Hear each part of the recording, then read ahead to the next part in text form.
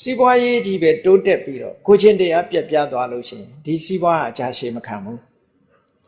ကိုမြန်မာနိုင်ငံမှာလည်းပဲကြည့်လူတွေကစီးပွားတိုးတက်လာတဲ့အခါကိုချင်းတရားတွေပြက်သွားနောက်တစ်ခါစီးပွားပါပြက်ဟောဒီလိုပုဂ္ဂိုလ်တွေလည်းရှိတာပဲလေတာရကမြောင်များစွာရှိစီးပွားတိုးတက်လာတဲ့ကိုချင်းတရားကမတိုးတက်ဘူးကိုချင်းတရားပြည့်ယွင်းသွားတယ်ကိုချင်းတရားပြည့်ယွင်းသွားခြင်းကြောင့်စီးပွားပါပြတ်သွားတယ်ဟောဒါကြောင့်မို့မြတ်စွာဘုရားစီးပွားတက်လာတာနဲ့မြတ်ကိုချင်းတရားဘက်ကလည်းတက်လာကိုချင်းတရားဖြင့်ကိုယ့်ရဲ့စီးပွားကိုပြန်ထိန်းတာဟောစီးပွားဘက်ကလည်းတိုးတက်တယ်ကိုချင်းတရားတွေကလည်းတိုးတက်လာတယ်ဆိုတဲ့ပုဂ္ဂိုလ်တရားသူရထားတဲ့စီစဉ်ဥစ္စာခိုင်မာတယ်ကိုချင်းတရားမပြတ်သည့်အတွက်ကြောင့်စီးပွားပြတ်တယ်ဆိုတာမရှိတော့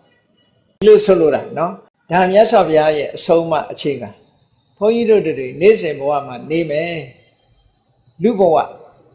မိသားစုဘဝမှာနေမယ်ဆိုလို့ရှိရင်စီးပွားရှာတတ်ရ